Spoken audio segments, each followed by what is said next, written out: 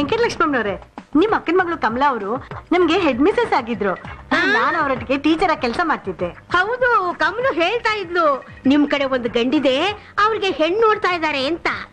ನಮ್ ಅಕ್ಕನ ಮಗ ನನ್ ಮಗನ್ ತರಾನೆ, ನಾನೇ ಅವ್ನ್ ಸಾಕಿರೋದು. ಇವನೇ ಮದ್ವೆ ಹುಡ್ಗ. ಹುಡುಗ? ಅಯ್ಯ, ನಾನು ಇವ್ರು ಅಂತ ತಿಳ್ಕೊಂಡ್ಬಿಟ್ಟಿದ್ನಲ್ಲ. ನಾನೇನೋ ರೆಡಿ, ನನ್ನ ಹೆಂಡತಿ ಹೋಗ್ಬೇಕಷ್ಟೇ. ಸುಮ್ಮನೆ ಇದ್ದಿ, ನಾನು ಅವ್ರ ಹೆಂಡತಿ, ಅವ್ರಿಗೆ ಮದ್ವೆ ಆಗಿದೆ. ಅಯ್ಯೋ, ಗೊತ್ತಾಗ್ಲಿಲ್ಲಮ್ಮ, ಗೊತ್ತಾಗ್ಲಿಲ್ಲ. ಶಾರ್ದು, ಮತ್ತೆ ನನ್ ಕಂಡೀಷನ್ ಎಲ್ಲ ಇವ್ರಿಗೆ ಹೇಳಿದ್ಯಮ್ಮ? ಹೇಳ್ತೇನೆ ಸುಧಾಮ, ಇವ್ರದ್ದು ಕೆಲವು ಕಂಡೀಷನ್ಸ್ ಇದೆಯಂತೆ, ಅದೇನಂತ ಕೇಳ್ಬಿಡು. ಅಲ್ಲ, ಹುಡುಗರು ಹುಡುಗಿರಿಗೆ ಕಂಡೀಷನ್ ಹಾಕದ್ ಕೇಳಿದೀನಿ, ಇಲ್ಲಿ ಯಾಕೋ ಕೇಸ್ ಉಲ್ಟಾ ಆಗ್ಬಿಟ್ಟಿದೆ. ಏನು? ಏನಿಲ್ಲಪ್ಪ, ಮತ್ತೆ ನಿನಗೆ ಬಟ್ಟೆ ಒಗೆದಕ್ ಬರುತ್ತಾ? ನಾನು ಬ್ಯಾಚುಲರ್, ನನಗೆ ಯಾರು ಹೆಲ್ಪ್ ಇಲ್ಲ, ನನ್ನ ಕೆಲಸ ನಾನೇ ಮಾಡ್ಕೊಳ್ಳೋದು. ಬರುತ್ತೆ.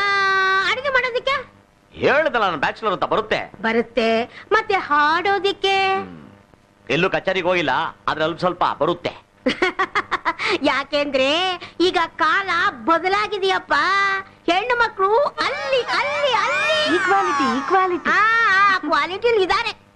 ಅಕಸ್ಮಾತ್ ನಾಳೆ ಏನಾದ್ರೂ ನನ್ನ ಮೊಮ್ಮಗಳಿಗೆ ಹೆಚ್ಚು ಕಮ್ಮಿ ಆಗಿ ಜ್ವರನೋ ತಲೆನೋವು ಬಂದು ಮಲ್ಕೊಂಡ್ರೆ ಈ ಕೆಲಸನೆಲ್ಲ ನೀವು ಮಾಡ್ಬೇಕಾಗುತ್ತೆ ನೋಡಪ್ಪ. ಅದಕ್ಕೆ ಈ ತರ ಕಂಡೀಷನ್ ಹಾಕ್ಬಿಟ್ರೆ ಬಹುಶಃ ಇಂಡಿಯಾ ದೇಶದಲ್ಲಿ ಮದುವೆಗಳೇ ನಡೆಯಲ್ಲ ಅನ್ಸುತ್ತೆ. ಸುಧಾಮ ನೋಡು, ನನ್ಗೆ ಹುಡುಗಿನೂ ಇಷ್ಟ ಆಗಿದೆ, ಮನೆಯವರು ಇಷ್ಟ ಆಗಿದ್ದಾರೆ, ಈ ಮನೇನೂ ಇಷ್ಟ ಆಗಿದೆ. ನೀನ್ ಆ ಹುಡುಗಿನ ಮದ್ವೆ ಮಾಡ್ಕೊಳ್ಳೇಬೇಕು, ಅವ್ರ ಕಂಡೀಷನ್ಸ್ ಒಪ್ಕೊಳ್ಳೇಬೇಕು. ಏನೋ ಬೇಡ ಚಿಕ್ಕಮ್ಮ, ಈ ಮುದುಕಿ ಬೇಜಾನ್ ಕಂಡೀಷನ್ ಆಗ್ತಾವಳು, ಬೇರೆ ಕಡೆ ನೋಡ್ಕೊಂಡ್ಬಿಡಿ. ಹುಡುಗಿನ ಕರೀತೀರಾ?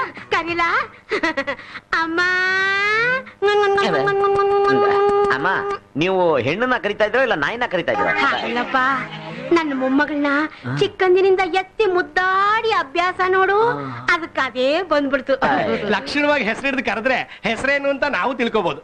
ಕರಿತೀನಪ್ಪ, ಕರಿತೀನಿ. ಲಕ್ಷ್ಮೂ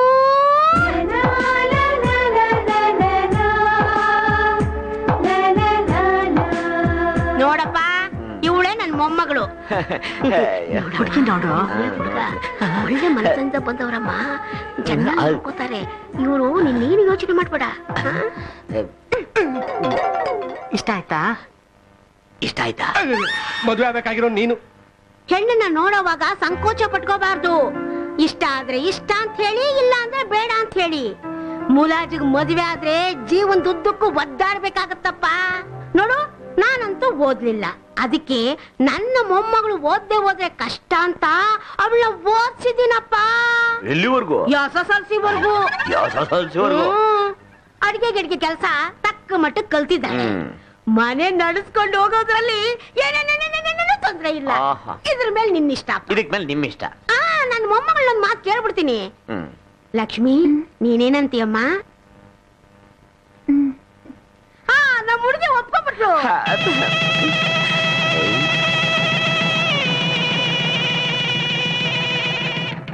ಅಂದಾಗೆ ಹನಿಮೂನ್ಗೆಲ್ಲ ಹೊರಟ್ರಿ?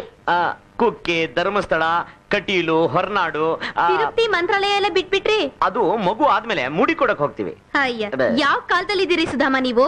ನೀವೇನ್ ಹನಿಮೂನ್ಗೆ ಹೋಗ್ತಾ ಇದ್ದೀರಾ, ತೀರ್ಥಯಾತ್ರೆಗೆ ಹೋಗ್ತಾ ಇದ್ದೀರಾ? ಸುಧಾಮ ಅವರೇ, ಒಂದೊಳ್ಳೆ ಪ್ಯಾಕೇಜ್ ಹೇಳ್ತೀನಿ. Only 5000 rupees. 2 ದಿನ ಊಟಿನಲ್ಲಿ, 2 ದಿನ ಗೋವಾದಲ್ಲಿ, ಕಡೆಯಲ್ಲಿ 2 ದಿನ ನಂದಿಲಿ. ನೀವಿಬ್ರೇ ಗಂಡ ಹೆಂಡತಿ ಆರಾಮಾಗಿರ್ಬೋದು. ಈ ತೀರ್ಥಯಾತ್ರೆಗೆ ಹೋದ್ರೆ ಪ್ರದಕ್ಷಿಣೆ ಹಾಕ್ಬೇಕು, ಮೆಟ್ಲು ಹತ್ಬೇಕು, ಇಳಿಬೇಕು, ಕಾಲೆಲ್ಲ ನೋವು ಬಂದ್ಬಿಡುತ್ತೆ. ಆಮೇಲೆ ಏನ್ ಹನಿಮೂನು? ಒಂದೇ ಒಂದ್ ಫೋನ್ ರೀ, ರೆಸಾರ್ಟ್ ಎಲ್ಲ ಬುಕ್ ಆಗ್ಬಿಡುತ್ತೆ. ಹೌದು ಕಣಿಯ, ಹನಿಮೂನ್ ರಿಸಾರ್ಟ್ ಅಂತಾನೆ ಇರುತ್ತೆ. ದುಡ್ಡಿಲ್ಲ ಅಂತ ಯೋಚನೆ ಮಾಡ್ಬೇಡ. ತಗೋ, 5000 ರೂಪಾಯಿ ಇದೆ, ನಿನಗೆ ಆದಾಗ ಕೊಡು. ಹೋಗೋಣ? ಬ್ಯಾಡ. ನೋಡಪ್ಪ, ಹನಿಮೂನ್ಗೆ ಅಂತ ಗಂಡ ಹೆಂಡತಿ ರಿಸಾರ್ಟ್ಗೆ ಅಷ್ಟು ದೂರ ಹೋಗಿ ಬಾಗ್ಲಾಕೊಂಡು ಮನ್ಕೊಳ್ಳೋ ಬದಲು ಆ ಕೆಲಸ ಇಲ್ಲೇ ಮಾಡ್ಬೋದಲ್ವಾ?